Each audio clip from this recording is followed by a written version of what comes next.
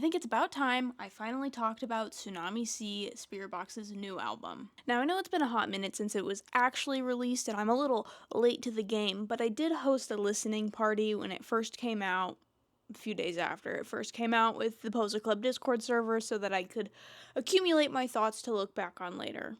Smart thing on my behalf. I love going all the way through the album, listening to it, and then getting to see everyone else's feedback, and then we rated the songs out of 10 on how we liked them. So, let's go over some of them. This video is going to be quick, kind of no background notes, so that when you listen to the album, or if you've already listened to the album, you can check and see my notes, listen to the song, and go, yeah, I agree with you. Or not.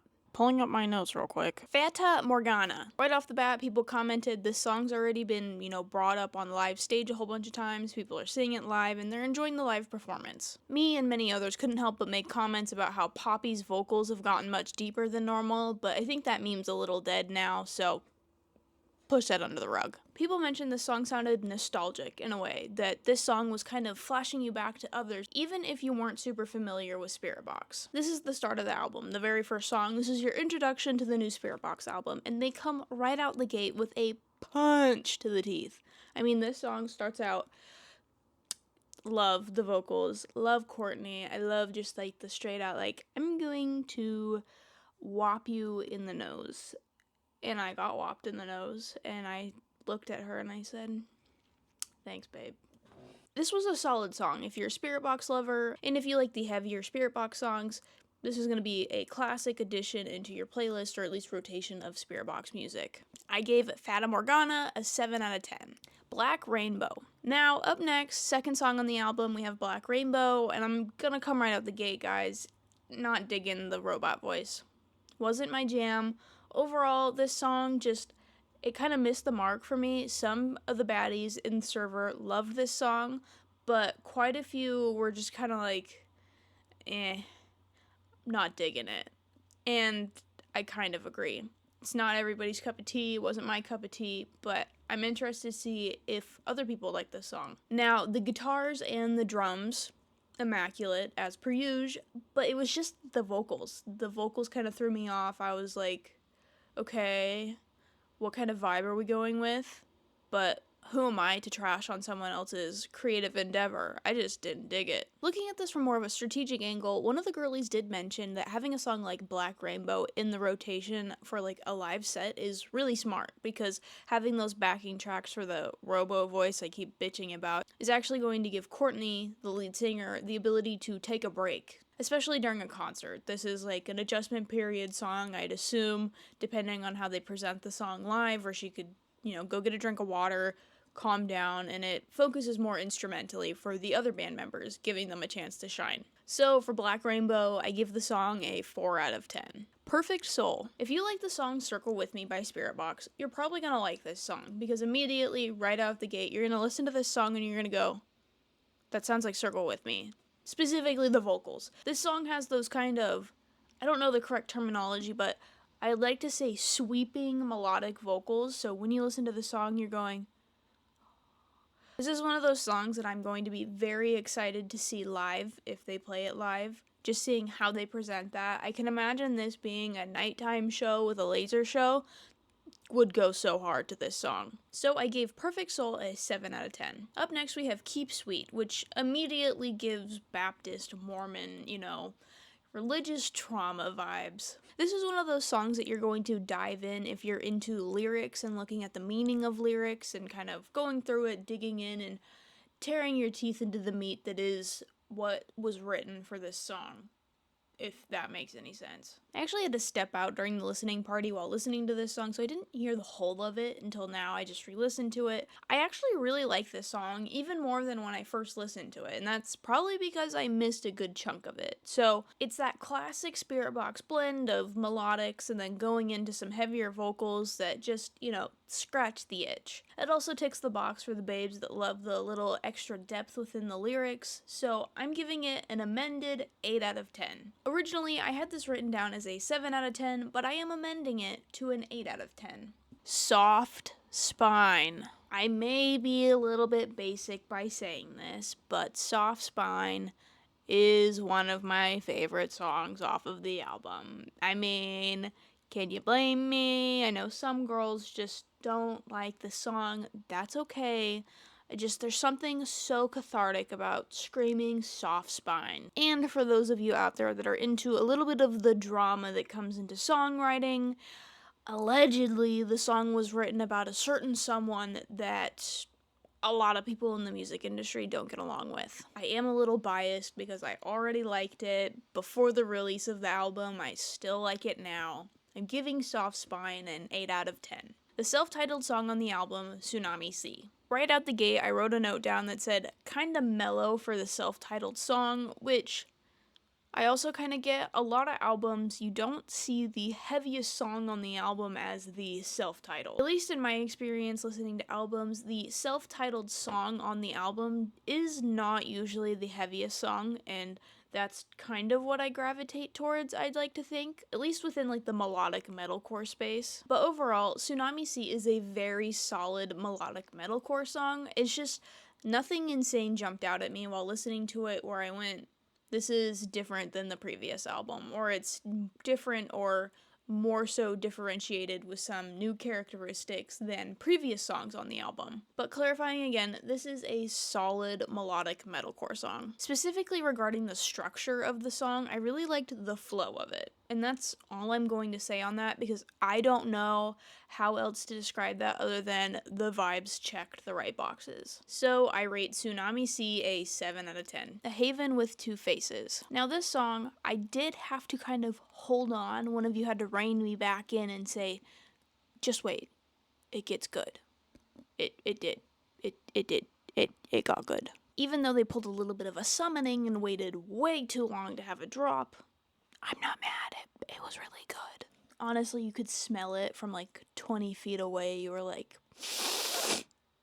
ooh, okay, I'm gonna buckle in. The note I wrote for this song is, I want to bleed out somewhere to this.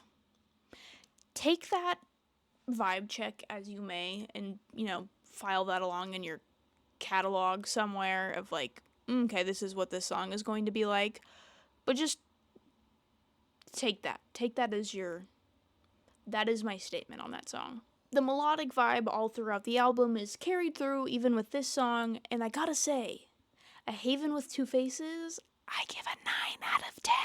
No loss, no love. I'm at the point where I don't feel like I need to do a very deep, elaborative take on every song, so let me just tell you this. Inside the song, when you listen to it, I want you to hear these words. Slam poetry moment. Listen to that song. Think slam poetry moment. Wait for it to hit, and then you're gonna go, oh my god. Slam poetry moment. Now, allegedly, people are calling this song the new Holy Roller. Take that as you may. Personally, I see it. I can see it getting very, very popular. There was just a little something. Like, this had the fixins to be God tier. Loved it. It was just missing a little bit of the groove. The groove was not there for me. Maybe listening to it more, maybe the more I listen to it, I'll have to make a new video amending it saying, hey guys, I was wrong. Actually, the groove is there. I just couldn't find it. I found it, it's good. But until I find it, No Loss, No Love is an 8 out of 10 from me. Crystal Roses. I could break some traffic laws to this song. I mean, I could see myself getting into it. I could tearing up the pavement. Along with that, and I hate saying this about like general metalcore songs because it's kind of an overused stereotype to give to a song, but this song is giving anime intro in the best way possible, and I don't know how to elaborate on that other than it just fits the vibe check. Now, you're gonna hear me say that time and time and time again. It fits. I'm not somebody coming from a very studious musical background. I'm coming from a consumeristic vibe check background. This song hits the vibe check. It feels like a bit of a palate cleanser after coming off of a song like No Loss, No Love, and it's also, personally, I feel like it gives a little bit of a Bring Me the Horizon vibe. I don't know if you dig that or not, but I kind of smelled it when I stepped in it. not only that, but this song had a little bit of an electronicore moment, and girl, I'm weak for that. You throw a little bit of electronicore in your metalcore soup, I'm goo. I'm gone. Serve it up to me on a hot platter, babe. I'm gonna eat it up. So for a final rating on Crystal Roses, I give it an 8 out of 10. Ride the Wave. Now, popping a leg up for this, because Ride the Wave is one of those songs that if you get it, you get it. If you don't, I'm sorry. But this just has that particular little cinematicness to it, like audibly cinematic. I'm getting all excited thinking about it, but specifically, I'm going to read the notes that I wrote while listening to this. This song sounds like a conniving woman's scheme was successful and she's fading off into the sunset. And then a few moments later, after writing that, I wrote, "Oh, baby, there it is." And oh boy, there it was. Every single person in the listening party went, "Oh boy, oh, this is good. There it is. This is what we've been waiting for this album." I don't know why I wrote this, but I also wrote, "The gravy train has arrived." Now, girl, I don't know how that fits in with the vibe check of this song, but the gravy train did arrive when we listened to this song. People were going, "The rock royalty has spoken," mic drop moment, but oh my god, it was so good. She came in, she dropped that bomb, and she left.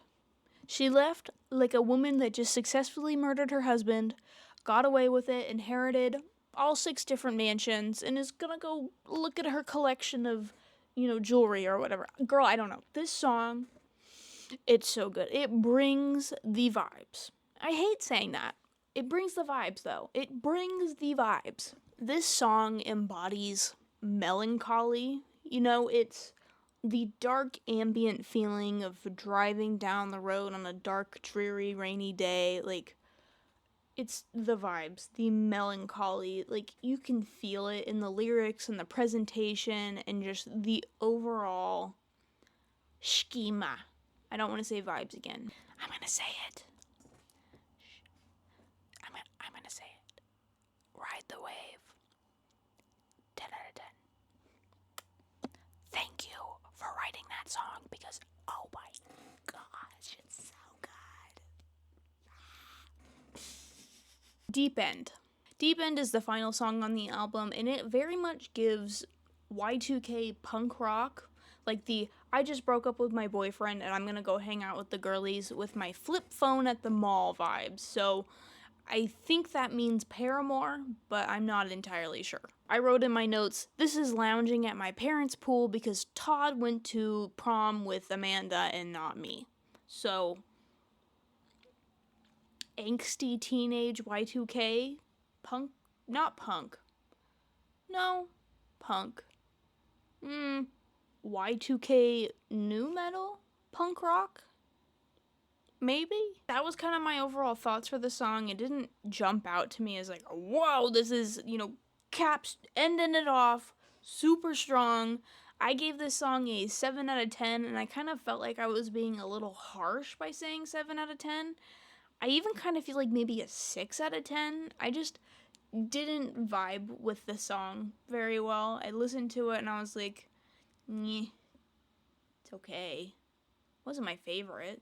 There's definitely other songs on the album that I'm going to listen to all day, every day before I listen to this song, but it's not bad. If I'm going to listen to the whole album, I'm not going to be like, "Oh, this song again." Well, I hope you enjoyed listening to my thoughts on Tsunami Sea, Spiritbox's new album. I know it's a little late, but better late than never, you know what I mean? Let me know in the comments what you think about the album, or if there were any opinions that I had that you so egregiously disagree with that you need to let me know in full caps lock. But it has to be full caps lock. Remember to subscribe to my channel to get more little fun tidbits of video commentary magic like this. Or don't. I'll see you next time. Can I get a mic check? Mic check.